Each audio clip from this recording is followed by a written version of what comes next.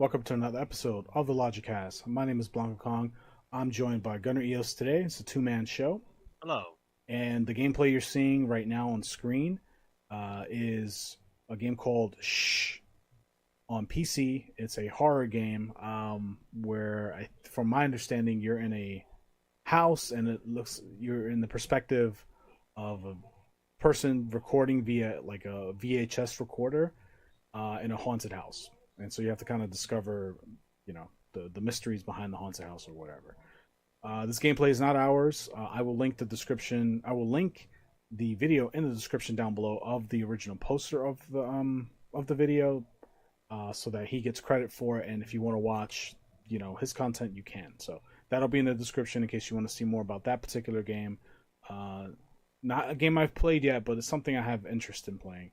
We'll see. Anyway, today's topic is going to be a horror-related one because we're still in October. And today's topic, as you've seen in the title, is going to be what horror games are in need of a remake. And there's a lot to choose from. If you're hearing clapping in the background, it's playoff season for the MLB, so there's some excited fans in the back. So apologies about that. Anyway, hard not to address the noise because it does bug me a little bit. No, yeah. We might have some baseball fans in the chat. They're like, yeah, that's right, let's go Mets. I think. I don't know. Both the Mets and the Yankees are doing pretty well, so. Oh, see? Okay. So, Gay sports ball. I could care less about either team, frankly. So anyway, I guess I'll start off. Just gotta get my notes here. So a horror game I would like to see, and this is not really a horror game, but it kind of is. I'm gonna count it because I want to see a remake of it. Oh, don't worry. I got some of those that, someone might push up their glasses and go, well, actually, it's not a horror game. I got some too. So my first one, good to hear. So I'm not alone. My first one is Yeah. Manhunt for the PlayStation 2 and original Xbox. Mm. Not your traditional horror game in the sense that there's like a monster chasing you or anything like that. But it does have a certain level of horror intensity in its gameplay where if you've never played Manhunt or you don't know anything about Manhunt, you're basically playing as a convict. You're like a murderer or something. I don't know the guy's backstory. I just know that he's in jail and he's on death row. And you play as this guy, and you are basically made to survive in this kind of like, what's that movie with Arnold Schwarzenegger? They were like the Running Man, where it was like a game show or whatever. He had to like survive, but it was like life or death. Like if you lose the game, you die. It's kind of like that. So Manhunt, you play as this prisoner, this convict, and you have to survive various challenges, and you're kind of put into these like abandoned cities or abandoned houses or buildings, and everybody in that building are also murderers or rapists or just bad people or crazy people, like just like mentally ill, like aggressively mentally ill people, and their goal is to kill you, because if they kill you, they get the cash reward or whatever. And everything is being recorded, and you're basically like the star of a reality TV show on the dark web. Yeah, I remember that. And so the goal is just to survive and to get through the level, right? And there's I don't know, like 15 levels or something like that. And the game is pretty, like, for its time at least, it's pretty graphic. It was even on the news. It was like a big deal at the time. People were like protesting the game. It was like a huge deal this is like in the 2000s. Yeah, it's gonna make our kids murderers. Yeah. But to be fair, it was pretty intense. Like It was. it was a pretty intense game. But I thought it was a fantastic game. I think it's aged, not perfectly, but it still holds up today. And I would love for Rockstar to revisit that game, and have a new shiny version of it. I would love that. I will say that remakes nowadays have been hit or miss, so they could easily bring it back and just ruin it and make it even worse and censor everything. That's not what I want. I would like just a upscaled version of what the old one was, maybe with modernized controls and cleaner graphics. That's all I really want. Yeah. Everything else can stay the same. You don't need to re-record lines. You don't need to do all this extra hoopla shit. Just give us the old game with a new textures and new graphics, along with maybe more modern controls on modern consoles, and I'm a happy camper. So that's my first entry, Manhunt for the PS2 Yeah. slash Xbox original. That's a good one. That's a good one. Thanks. And before I get to mine, I think that's kind of like a shared sentiment between both of us on tonight is that we've seen remakes that have kind of taken their own liberties with the story and whatnot. I think when we both are talking about remakes, we're talking about the purest form of a remake, which some would call a remaster or whatever the terminology might be. We want a one-to-one recreation of the game we're talking about, but just a lot of quality of life improvements, obviously performing at a better resolution, a better frame rate, and just generally nicer looking. So, I will start with my first one. This is a game that I'm always rooting for. I love it. I always recommend it to these guys. Fear. It could be the whole series because there are 3 games. Specifically, if I had to choose, I would say Fear 2. Fear 2 Project Origin. I love this game. It was one of the few games that kind of made me really, really anxious and nervous, even though I was a fully kitted out soldier with, all these crazy weapons and grenades. There was something about fighting a ghost girl who would kind of warp your view of reality that would just get me because no matter how many guns you had, no matter how many bombs and grenades you had, it didn't matter. And I remember a lot of scenes where I would play this game and I would get jump scared by her or a vision of something, and I would just open up on it and waste a whole clip of ammo, which is probably the reaction the developers were looking for.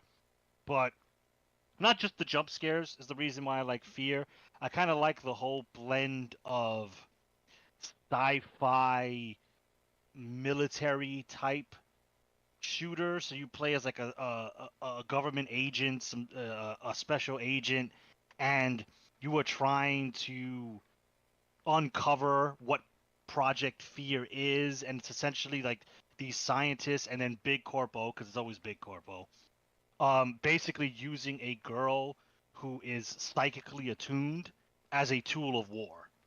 So it's not just like, oh, you're being haunted and spooky jump scares, but there's this cool psychological ghost warfare used by the military aspect that's pretty interesting. Yeah, pretty much the same thing like what Kong said. I just want one to one. I don't want any changes, any reimagining. One to one, give it modern shooter controls. Because say what you want about Call of Duty, their shooting controls are pretty much the gold standard when it comes to shooting. So I would love to play a Fear game when you're able to peek behind corners. You're able to do the whole gun lean, and maybe they if they're gonna add anything new, add new guns, maybe some attachments. Keep the fears there. With the amount of graphical fidelity we can produce, you can make the scares a lot more impactful than when this came out in 2009 on the PlayStation 3, which it looked good for being on the PlayStation 3. So, but I think with you know, with all these crazy ass systems coming out and PC being what it is, you can make the scares and the gore because this game was very gory. You can make that a lot more visceral, which I think would add to the fear factor. So, my first is I'm just gonna narrow it down. I'm just gonna say Fear 2 specifically. That's my favorite one. I think the third one kind of lost the plot a little bit, but definitely if I see a remake, I would love to see Fear 2 Project Origin. That's my first pick. That's a pretty good first pick. I remember playing the first two Fear games on Xbox 360 way back in the day. and I remember liking those games a lot. So I do have to get the third one on PS3 because I have, as of like my current collection, I have Fear 1 and 2 on PS3, and I'd like to get the third one just to kind of complete the trilogy. Yeah, I get you. Um, Yeah, yeah. but you mentioned 2009, and 2009 was 15 years ago, man, which is a wild thought to me. It's funny, like I'm gonna go off topic for just a second, No, go but for it. Yeah. I get real nostalgic late at night sometimes. Like late at night, I have a few different rituals, right? So if I can't sleep, or if I slept in the middle of the day and I'm like having a hard time going to sleep, I go, okay, let me. And I don't feel like booting up a movie or playing a game. I just kind of want to like just maybe watch something on my phone. I'll either do a few things. I'll either watch some scary stuff, like ghost stories or short films on YouTube. I really enjoy doing that. Interesting tactic to go to bed, but I do it too. So It's I not can't even to even. go to bed. It's just kind of fill the time. Uh, Ah, okay, it okay. in fact only keeps me up longer because now I get a little paranoid. Um, the other thing is I get nostalgic for like old things. Then that could be old TV shows, old cartoons, old movies, or old video game shopping experiences. So I'll look up like old ads from Funkoland or old GameStop or whatever, like a bunch of old EB games, all those KB toys, all these old like stores that I remember from my childhood, Toys R Us. And it's funny. I think it was a few nights ago. I saw like a random Reddit post of like the Black Friday ad for GameStop from 2009. I was like, oh man, let me take a look at that. And man, what a difference from just a quality standpoint and just quantity, a quality and a quantity standpoint. There was so much to buy, so much to choose from, and everything. And most of these products were just great stuff that we still pine for today, stuff that we still collect today, stuff that we still talk about today. 2009 was such a monstrous year for gaming. Looking back, Demon Souls, Left 4 Dead 2, Mm. Modern Warfare 2, like Super Mario Brothers on the Wii. Like that year was fucking amazing. 2009 was a juggernaut of a year. It was such a great year. You just reminded me of that. Anyway, back to the topic. It certainly was, though. Not And even. to tie it together, my next entry is Left 4 Dead 1 and 2. I think the Left 4 Dead games Mm. are more action than they are horror, but fuck, can it get scary when you're getting surrounded, when you're getting flooded by zombies, when you're getting flanked by the special zombies like the smoker, the boomer, or the witch, or the tank. Those games are fantastic. They still hold up today. They still have very strong Steam numbers, um, even today in 2024. But if they were to have a console relaunch, not even a remake, bro. We don't even need a remake or remaster. We just need a port on PS5 Yeah. and Xbox Series X and S, and just let people get in lobbies and play Left 4 Dead. And if you want to add like new content, like new levels and stuff, like I don't think anybody would be opposed to that. Who's gonna say no? Yeah. I think that's fine, and I can for sure like that's a collection that you could launch at $70 and nobody's gonna complain. Like I will gladly pay Yeah. $70 for a PS5 or Xbox version of Left 4 Dead 1 and 2, and if you want to clean up some graphics and whatever, like just polish it a little bit, hey, we ain't gonna complain. With server support and all that, and maybe even DLC support, I think that would do so well, and people would enjoy it, I think, greatly. And then the new generation of gamers who didn't get to experience Left 4 Dead back in the heyday of 2008, 2009, they can do so now on their modern consoles. Left 4 Dead definitely, I think, deserves more love. I mean, it's still respected, it's still loved. We did have Back for Blood a few years ago, I was gonna mention that. but Yeah. let's be Yeah. real, Back for Blood was a very pale comparison to what Left 4 Dead is. And if you look into the key team people, the key uh, teammates or team leads on Left 4 Dead and Left 4 Dead 2 versus Back 4 Blood, there's a large discrepancy in personnel. So we need Left 4 Dead. We need that golden era game on modern consoles if possible. And no, please, no censorship. Please, no, don't take stuff out. Just leave the game the way it is. Leave all the voice lines. Leave it as is. I know some of it maybe hasn't aged super well, but that's a part of the charm. It's a product of its time. Don't ruin it. There's too much money to be made there for these guys to fuck that up. But they've fucked up before. So anyway, my next entry is Left 4 Dead 1 and 2.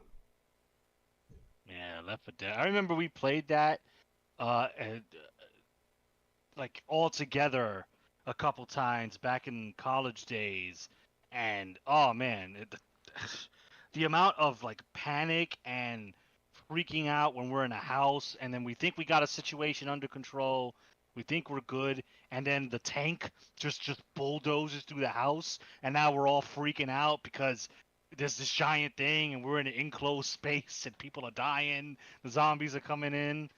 Uh, that Dude, was fun. That was back really in fun. oh man, we used to grab multiple Xbox 360s and connect all of them via LAN cables and do LAN parties with Xbox 360s and just Yeah, boot them up on the that's some projector. ancient setups, right? Oh man, that shit was so much fun, man. That shit was so much fun. I miss that. I miss that so much.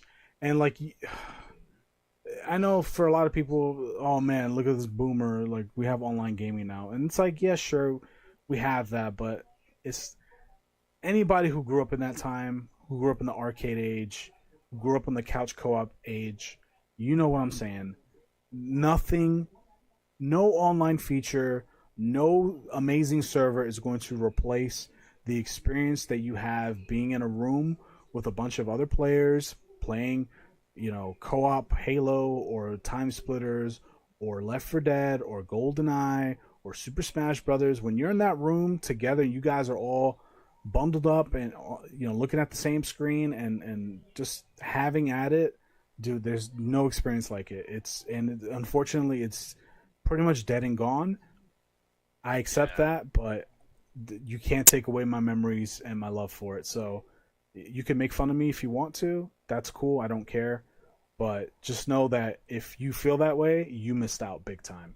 And I feel sorry for you. But anyway, Left 4 Dead 1 and 2. Okay. Yeah, another great one. All right.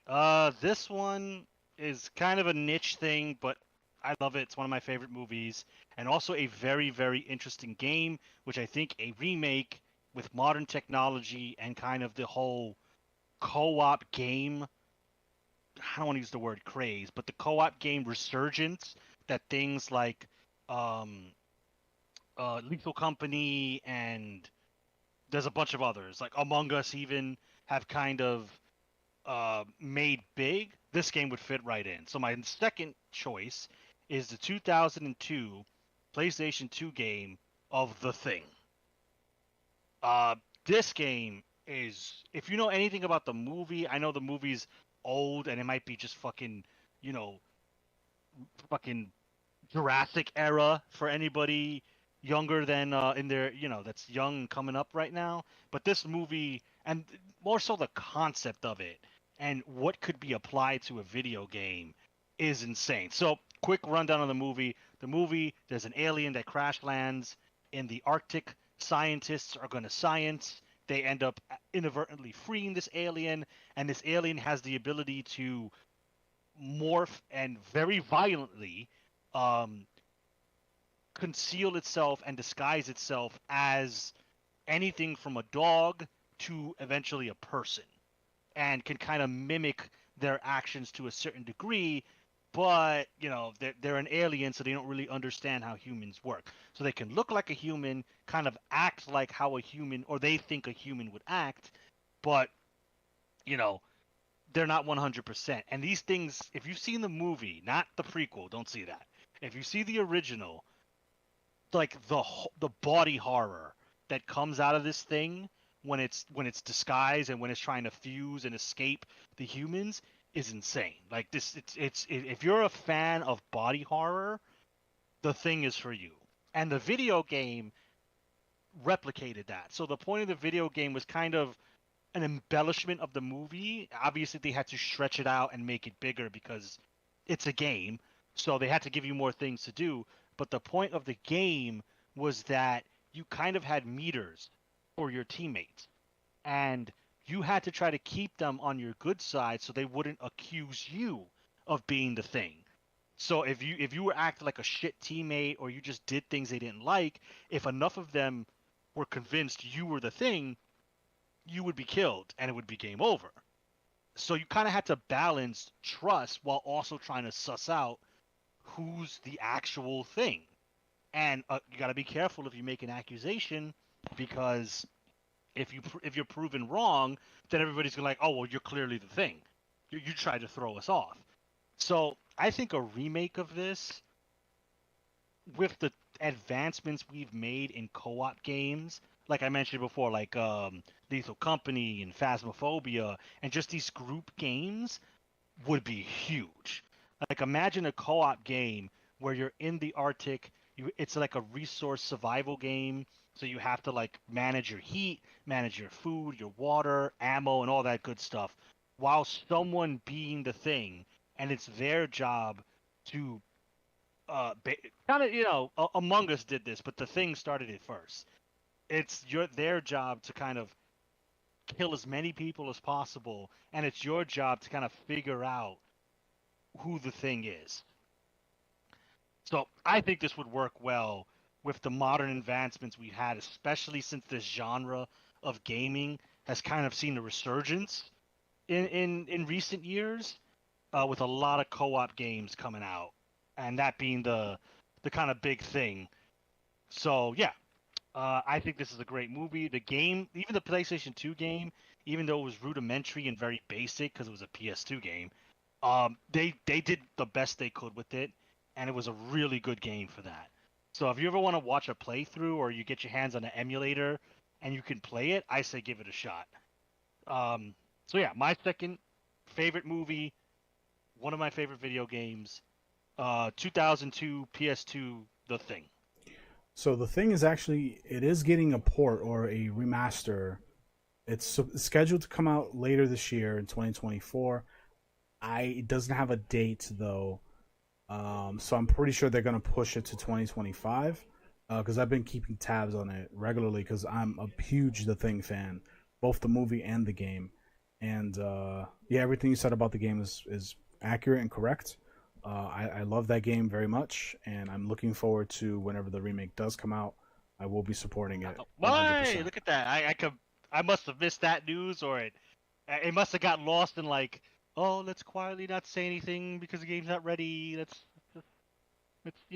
we'll announce it when it gets close to done because I didn't know they were coming. They were actually doing it. Yeah, it got confirmed over the summer, so it is getting a remaster, and according to what I remember seeing, it's supposed to be true to the original. So they're not gonna make it multiplayer or anything like that.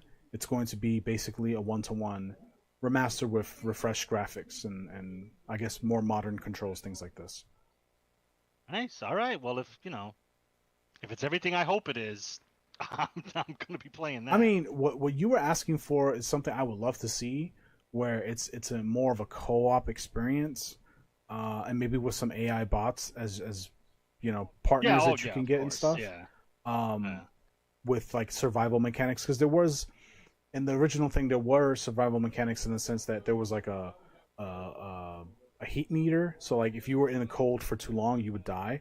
So you'd have to procure, you'd have to go inside and get warmed up and stuff if you're outside for too long.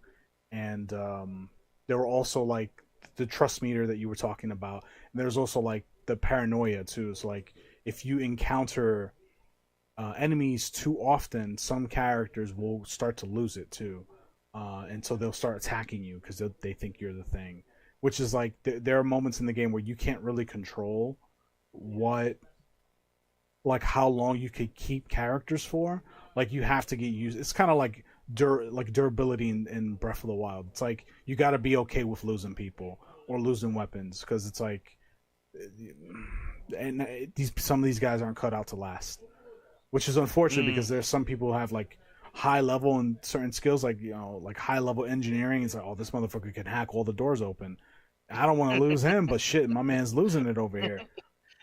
So I know that they could refine that and push it further, considering we're 22 years removed from the release of that game and maybe 25 years removed from development of that game. So I know with today's technology and today's examples of what we have now in Lethal Company, and Among Us, things like this. Like I know that if a talented studio who's passionate about a project like that wanted to push that further, they absolutely could, especially with the examples we have. Things like The Forest come to mind. Like, man, like if they did that, like I don't know. That's like the perfect game right there. Like I think I would play that Yeah. for forever. Like I don't think I could ever get tired of a game like that. So, but yeah, look out for the thing. It's supposedly scheduled for later this year. Maybe it'll have a December release, but considering they don't have a hard date, makes me think that they're kind of delaying it without saying that it's being delayed. Because I was expecting it to be in October, and we're in October and it's not out yet. There's no pre-order date or anything like that. So, but yeah, good pick. The Thing is a fantastic game. Thank you. Yeah, no problem. So, my third pick is going to be a game that's not dead. They're still making games for the particular franchise. However, I think the original trilogy on the PS2, there's something lost with the newer versions of this particular game, and that game is Fatal Frame. Now we're watching a Ghost game right now Mm. on the gameplay during our conversation. Um, Fatal Frame 1, 2, and 3, specifically 1 and 2, I think did a really good job, and sometimes frustratingly enough, a good job at making you feel super defenseless and weak, and that added a lot to the horror factor and the scare factor, and the power dynamic between you and the enemy and the ghost. I would love to see a remaster collection of Fatal Frame 1, 2, and 3 on modern consoles. I think a lot of people would. It would be a fantastic game to stream or to watch streamed for sure if they did it right. Especially Fatal Frame 2. Fatal Frame 2, I think, was the scariest of the three. Um, those games are really good. They still make them. I think the latest one was Maiden of the Blackwater, which came out a little while ago, and they had a re-release of the one that was exclusive to I think Wii or Wii U from like 10 years ago. Yes. That one got Yeah. relaunched, which is cool. I have to get my hands on that too. Um, but I would love to see the originals come back in a more modern packaging. That would be interesting. Yeah. No, I mean, Silent Hill.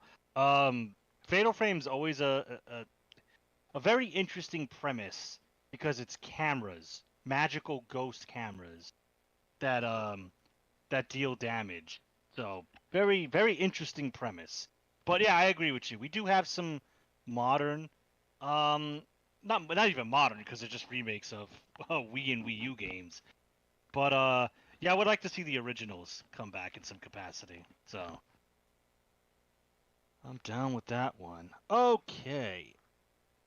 So my next entry is kind of what I was talking about when I said not really a horror game, but does have a lot of horror um, elements to it. And my pick is the 1998 PlayStation game Parasite Eve.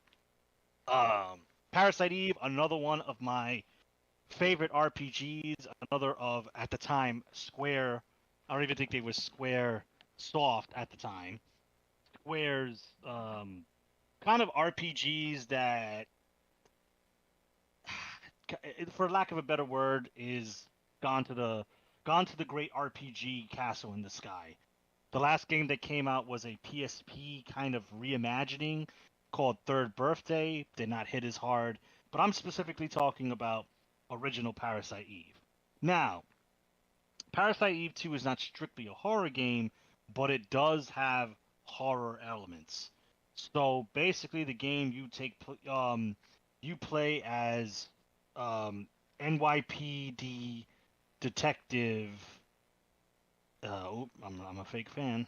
Um, it was okay. You play as NYPD detective Aya Brea, and basically your introduction to the game is you're at Carnegie Hall, I believe.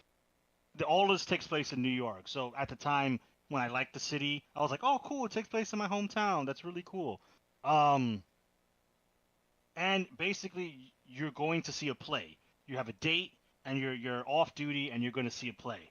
And shit hits the fan real hard when the lead singer of the play, Eve, the titular villain, starts setting people on fire.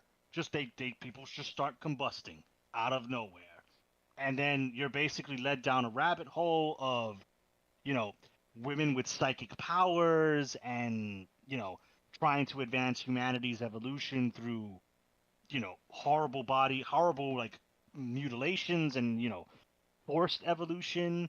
And she discovers that she is basically a twin to Eve, and she has to stop her because she wants to basically recreate the world in her image. So the gameplay of this game was essentially a weird fusion between the survival horror aspects of Resident Evil with the Final Fantasy style RPGs that Square Enix, or at the time Squaresoft, was known for.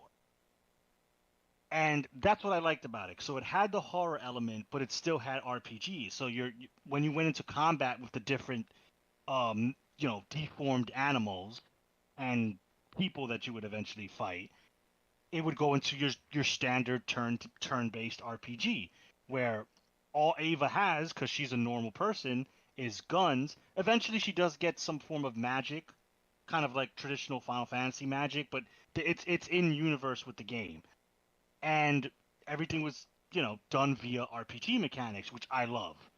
So I think if they brought this game um, to modern times, I'm scared that they would just take the Final Fantasy VII remake route and make it, a an action RPG, which is very easy to fall into that.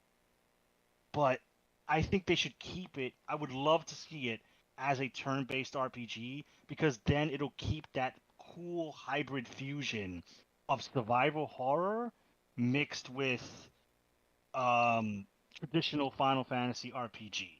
The sequel, which is why I'm not mentioning the sequel, but the reason why I didn't include it is because the sequel leaned, in my opinion, too heavily into the Final Fantasy side of Square.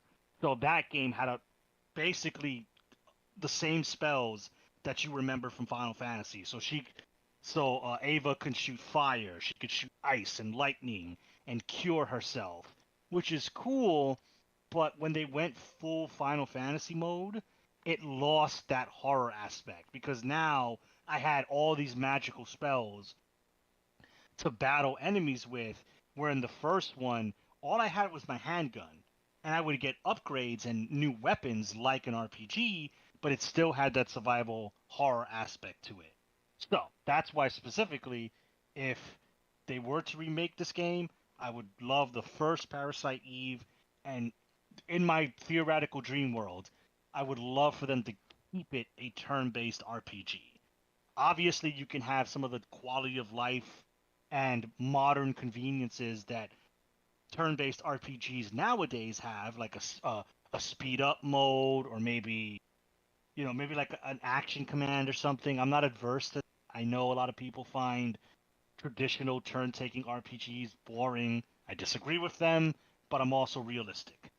So if they would just like add those quality of life features, but still keep it traditionally turn-based, this game would look so great and play so well on modern PCs and consoles. So, to round out that whole ginormous rant, Parasite Eve is my next choice for a horror game, debatable horror game. I'm calling it a horror game that I would love to see remade. Now, I had a feeling you was going to talk about Parasite Eve.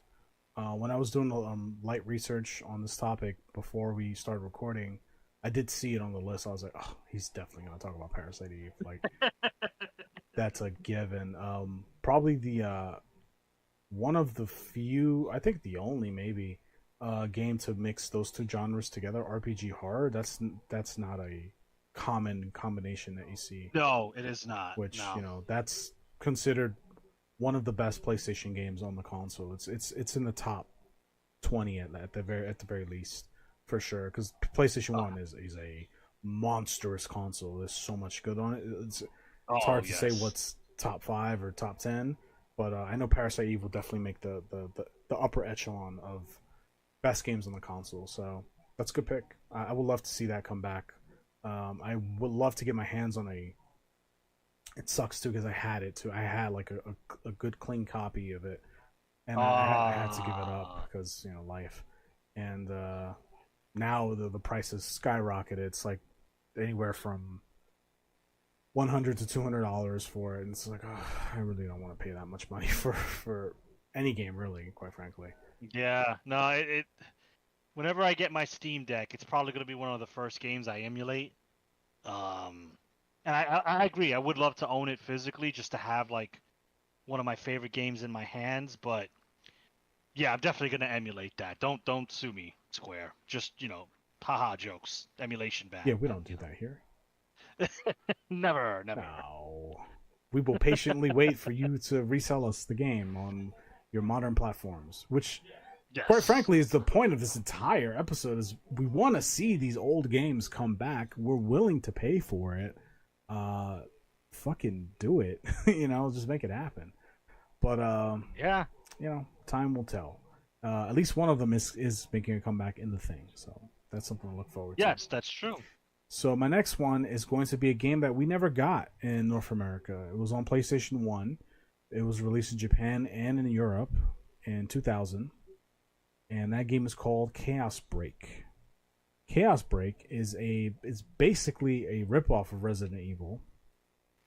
I'll quickly read its Wikipedia gameplay overview. Progress through the game. Progress through the game is made by defeating the enemies, which in this case are alien parasitic life forms, mutated staff members, and the laboratory's robotic security drones. Collect level clearance pass cards and data, which are CD keys. Looting the corpses and lockers for health, ammo, key items to progress through the facility, and with a in-game 24-hour clock that affects some of the door's access windows. An element of survival horror is introduced at the computer terminals where the player can save their game and read the emails that explain some of the backstory to those who worked at the civilian research facility before the outbreak. This game looks like a Resident Evil game. It plays like a Resident Evil game. The character even looks like Jill from Resident Evil. But it was only released in Japan and Europe, which makes me very sad because I think I would have really liked this game as a little kid, or even now. I'm interested in playing it. I can definitely emulate it, but I would love to get a physical copy of the game, Right. and maybe if I can get my hands on like a European PS2 or something like that, I'll probably I want to play this game or games like this in their original form. I don't know. I've It's just funner that way. I don't know what it is. Just playing on original No, no, hardware. I dig it. So I'm right there with you. The only thing that stops me most of the time is the price of some of these games. yeah, the and you know what sucks is like it's that pricey. It's the most pricey in North America. So if you're looking to Yeah. collect anything, whether it be Pokemon cards, pop figures, video games, North America is the most expensive market. If you want the American print, you're going to pay the most money, which is super, super annoying. So that's why I've been looking at like Japanese websites, and I've been thinking about maybe to get some of these GameCube games or some of these PS1 games, maybe I'll get a Japanese, system and just play them in Japanese. If it's a game that I don't really need to like sit there and read all this shit, I'll just play the game in Japanese. I don't give a fuck, especially if it's like No, no, I get 50 or that. 60% less than, the ongoing North American market rates, then yeah, I'd rather pay some Japanese eBay seller $30 or $40 for a game versus paying an American or Canadian seller $200 for the same game. It's like, get out of here, bro. Like that's wild to me. But not that the games aren't they're that price for a reason. I understand the dynamics of the market. I hate the idea that it's kind of blown up and become this like business model, air quotes, that people are taking advantage of, and so collectors like myself and people who actually want to play these games have to like get nickel and dimed and have to jump through hoops to access the stuff that used to be pretty available to us and stuff that we got made fun of for even engaging in way back when. It's like, oh, now it's a market, now Yep. it's an investment. Oh, fuck you, man. Like I hate people like that. Like I can't stand it. No, no, there are tons of disingenuous people in the collector space and video game space who still think that way. Like they still think, oh, you're a fucking loser, but you're a loser now, and I'm hopefully, gonna monetize your yeah, hobby. It's like, yeah, you got disposable income, or are willing to make disposable income for this stupid, in their opinion, stupid game or something. yeah, and it's like that's why I try not to do business with. I'll buy stuff online, but I will. I prefer to do trades with people if possible, or you know, buying it from other collectors and then coming up with a price point that feels right for both parties. Because I understand if a game goes for $100, you're not gonna want to sell it to me for 30. It's like, okay, Right? Yeah, yeah. Okay. I get Yeah, it. So yeah. I'll meet you in the middle somewhere. Maybe I'll do 70 or whatever that looks like. Um, but yeah, Chaos Break is a game that I would love to see make its way to North America officially. Um, and if they want to remaster it and make it prettier, then hey, I'm not gonna be against that. But Chaos Break is my what are we at, 4 or 5? I don't even know. I just did Fear, Thing, Parasite Eve. We're on 4. 4, okay. Apparently there was a previous game, arcade game called Chaos Heat. I don't know if it's also survival horror. I assume that it is. So if you want to bundle that together in a nice little package, then I will gladly take it. So yeah, that's my next entry. Chaos Break for the original PlayStation, Japan and Europe only. Chaos Break. Okay, cool. I'm gonna look that up later. Okay, so my next entry is a game I remember playing and I remember seeing during our way back in the day GameStop run era where we were scooping up PS2 games and games of that ilk before they went the way of the dinosaur. And I should have gotten it, but I didn't. And I regret it now, but it is what it is. So, if they made a remake or a remaster, that'd be great. So, my fourth pick is the 2020, sorry, 2003. You'll notice a pattern. We don't go past a certain time frame here. Um, 2003 PlayStation 2 game Siren.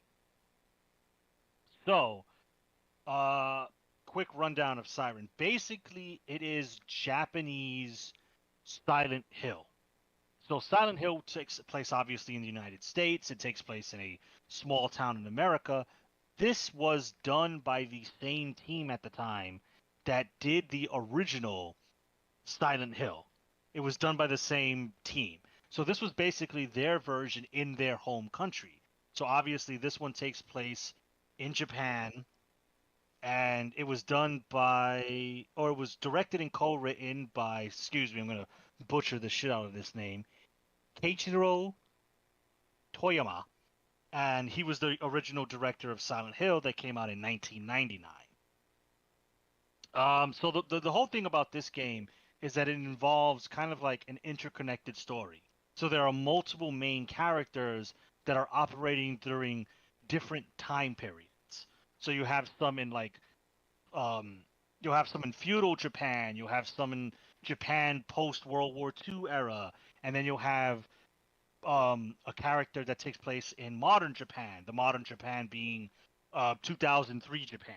So that time period. And the game, you have to navigate the same town during those three time periods while fighting these kind of zombie-like creatures called the Shibito. Again, I'm butchering the shit out of that. But they're kind of like zombies, for lack of a better word.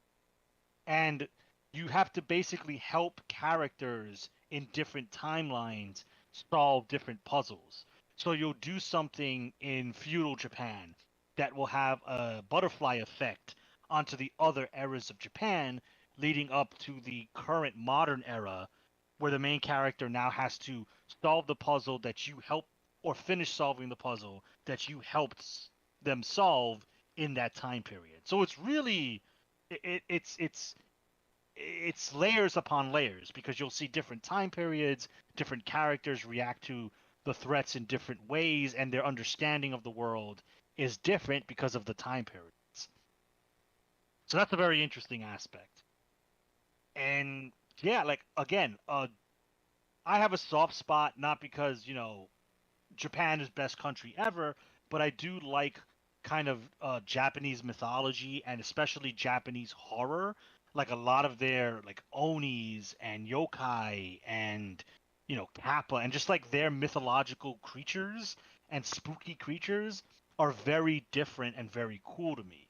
So a game that kind of uses their mythos and their, what they find scary, as opposed to what a Westerner would find scary. It's a cool dichotomy, and I like it. And the fact that this is essentially Silent Hill but set in Japan, hey, a little familiarity isn't a bad thing. Um, so yes, I hope we can see a game like this. I think the premise is cool. I like the multiple time periods.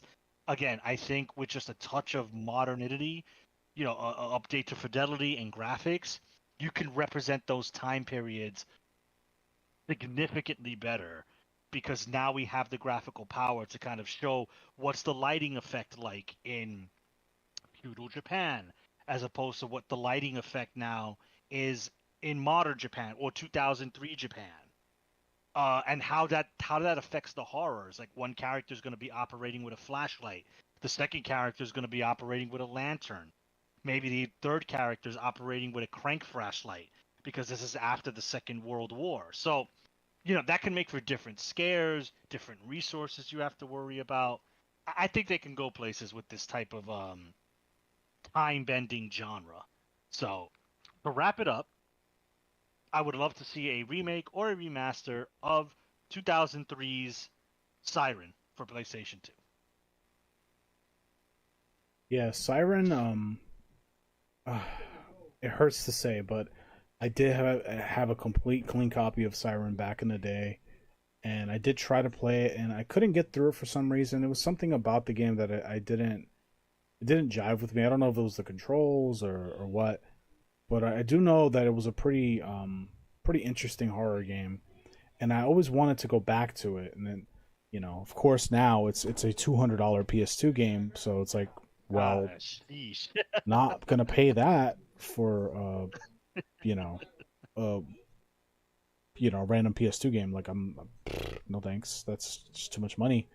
Um, I could, but it just doesn't sit well with me. Um, but yeah, Siren was pretty cool. I remember the cover being pretty interesting too. Like it was like a red cover. You would see like the typical like girl with the black hair or whatever, and Yeah, yeah. yep, yep. So that's an interesting pick. I saw Siren in my research notes as a potential one to bring up, and I wasn't sure if I was going to bring it up because I didn't have like a good experience with it when I played it 15 years ago. But that'd probably be different now. So, but good pick. My next one is going to be one that I did play and I did finish and did enjoy, and I also had this game. And I sold it like a moron back then. Now it's a $400 game, $400 to $600 game. Wow. Haunting Ground for PS2, Capcom's Haunting Ground. Yep. Great game in my opinion. It's one of those horror games where you are playing with a character that can't really defend himself. You're not playing with like an ex-military person or anything like that. You're playing like a vulnerable girl, akin to like Clock Tower, and you're being pursued by different pursuer style enemies. Um, and the twist in this game is that you have a dog companion that can assist you and help you and defend you or be a decoy in various parts of the game. I did play this game a long, long time ago, and I thought it was pretty good for what it was. And it is available on PS3 on the Japanese PSN store currently, which could go out at any moment. But other than that, it doesn't have a re-release. Not even in North America. Like it's not on the PSN store in North America. You'd have to make a Japanese account to access that particular version of the game, and it's in Japanese, obviously. So playing a game like that in Japanese is kind of like a headache. It's like I don't want to have an FAQ open, and like it's just gonna take Yeah, it's away the enjoyment of the game. And so I never opted to do that. I decided, you know what, I'm just gonna maybe emulate it if I ever really want to play it. But someday I would love to get my hands on that game again. But for those listening, I definitely recommend you checking it out. I think if you, there's got to be hundreds of videos on it by now, full gameplay videos.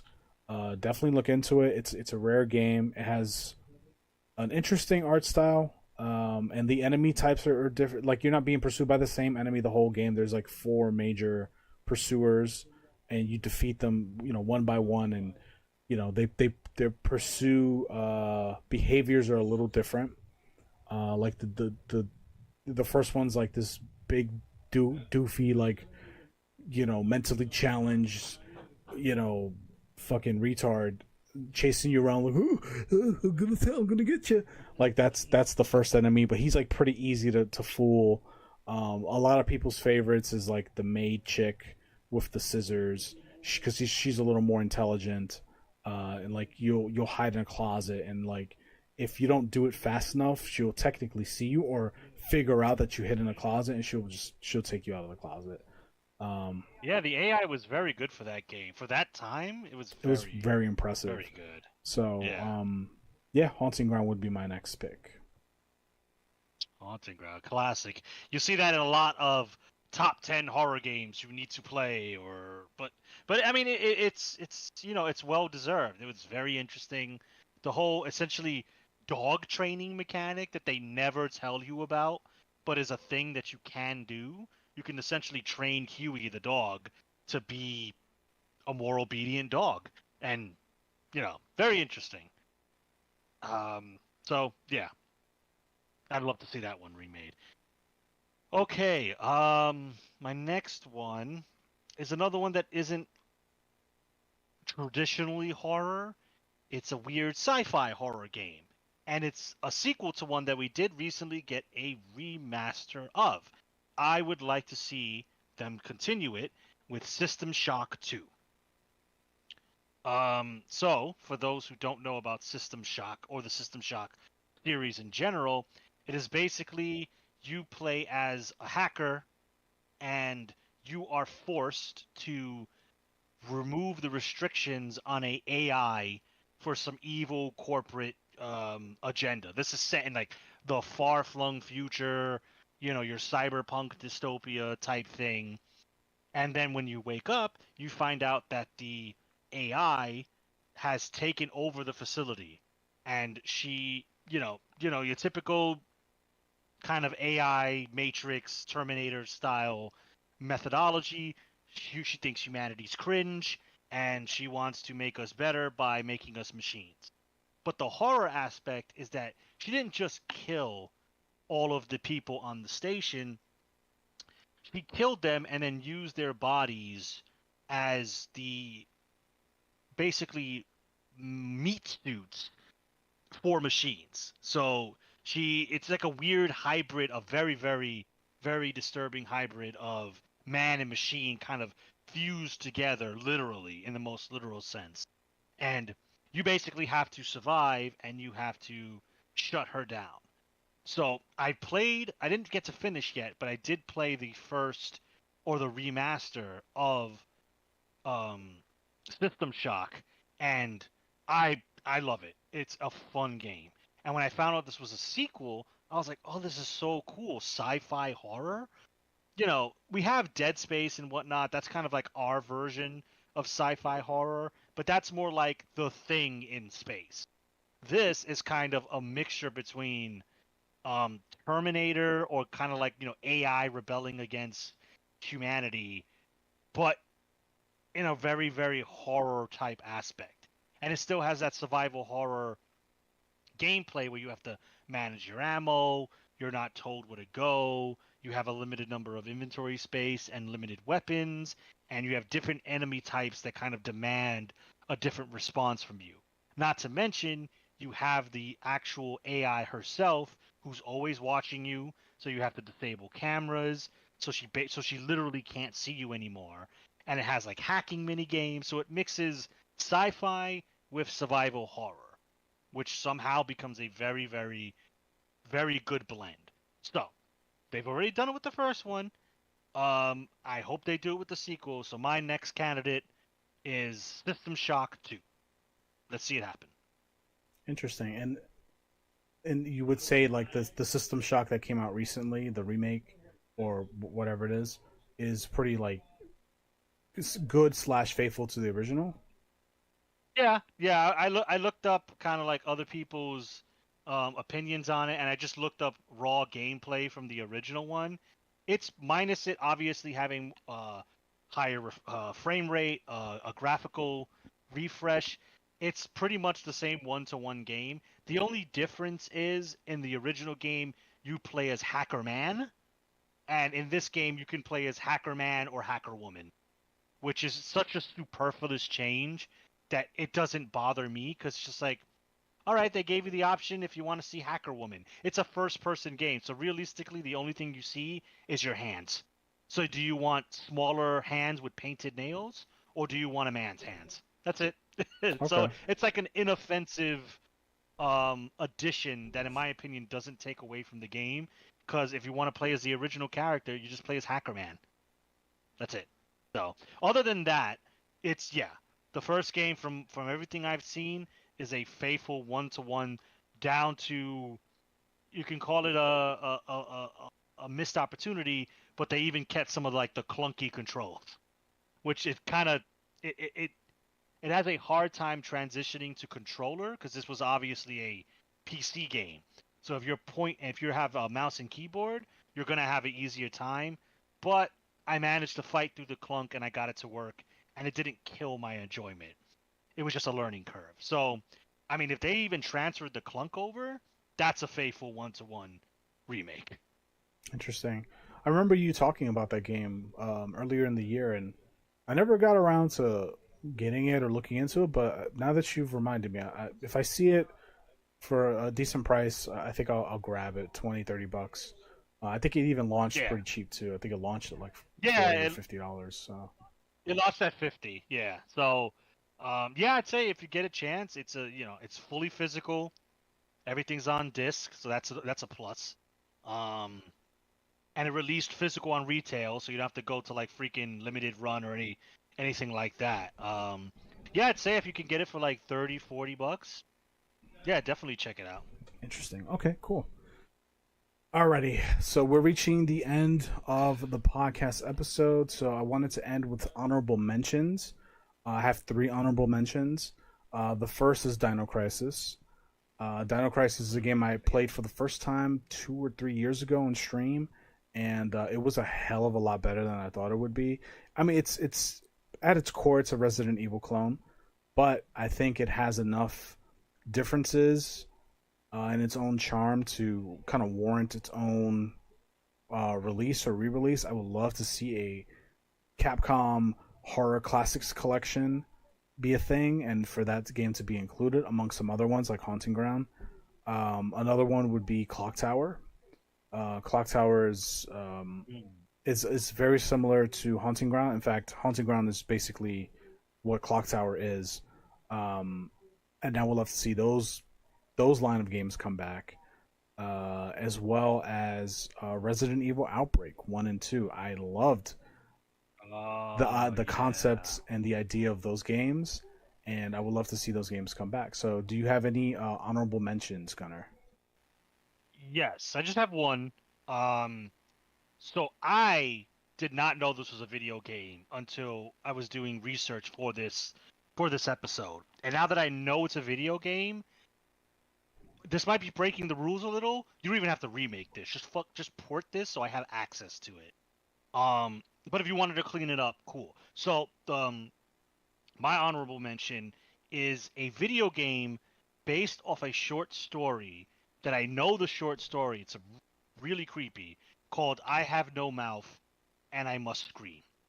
Mm. I don't have time to get into it because if I have to describe the game, I have to describe the short story. So, pretty much just a very quick synopsis is you play as the last surviving group of humans on the planet who are being made as playthings for a AI system that has essentially conquered Earth and keeps you alive for its own amusement and because it vehemently hates humanity for creating it, essentially. So it puts these people through horrific trials and they can't die. It will always revive them. So they have to suffer and die over and over again for this AI's amusement and its hatred of humanity. There's a lot more to it, but I'd be here for another 20 minutes describing the short story. So, I did not, like I said, I did not know this was a game. It's a point and click game, which I'm perfectly content with it staying point and click. I know that's not everybody's cup of tea, and I think it won't carry the same gravitas if they turned it into like a over the shoulder type action game because there's nothing action about this. I would love if they kept it a point and click game, just, you know, make it the smoothest point and click game you can possibly make, which shouldn't be too difficult. So, yeah, if anybody's interested, look up the short story, give it a read. It is super depressing. There are no winners. I'm just letting you know that. This is not a Terminator moment. Humanity's fucked. But anyway, so my honorable mention is the point and click game. I Have No Mouth and I Must Scream. Okay, interesting. I'm gonna definitely look that up. If you can, if you find like a video or something, if you could throw it in the chat so I could like look at it later tonight, I'd appreciate it.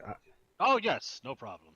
I got you. Cool. All right. So with that being said, that's the end of our episode. We're nearing the end of October with this episode. We got one more Halloween horror themed episode for you next week.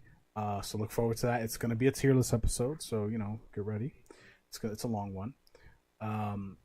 Yes. If you enjoyed this particular episode, this conversation, leave a like on the video, a dislike if you didn't. Comment down below, let us know what you think. Um, what's your opinion on like a horror game that you would like to see come back, whether that be a new entry or a port or a remaster or a remake or something like this or a collection. We would love to hear from you. Um, Subscribe for more content. We do podcasts every single week. We publish every single Wednesday at 12 p.m. Eastern. We cover a variety of topics from opinion pieces like this one to tier list episodes to deep dives on like industry trends or industry situations or anything that's happening in the gaming sphere. We'll do some topics on talking about whatever's happening with like the major companies that publish games and development companies. We also have other kinds of content on the channel as well. So we have 2-minute review videos. Mr. Esoteric, who isn't present for this particular conversation, has been playing a lot of horror games for the month of October, and he's also been producing a lot of 2-minute reviews for the horror games that he has been playing. So if you are interested in looking at those reviews and maybe discovering a new horror game to play, definitely check out that content as well. We also have unboxing videos. So Esoteric likes to buy collector's editions and things like this, and he likes to make unboxing videos to showcase what comes in it. So if you are curious as to what some of these collector's editions look like, then that's content you could definitely watch to see if it's something you want to invest in yourself. So, in addition to that, check the description down below. I'm going to link the gameplay video that was showcased throughout the entire conversation, which is a PC Steam game called Shh. I think that's four H's. So definitely check that out. And we also have all of our social media links in the description below as well. So Facebook, Twitter, Instagram, Discord, TikTok, as well as the Twitch channel that Mr. Esoteric streams on. He streams 2 to 3 times a week. His schedule does kind of vary from week to week depending on, you know, outside obligations and things like this. But he does stream regularly every week, at least twice a week. So definitely check out his stream. Show him some love. Give him a follow. I guarantee you will not regret it. With that being said, ladies and gentlemen, happy Halloween. Happy October. We'll see you next week. Take care. Till next time.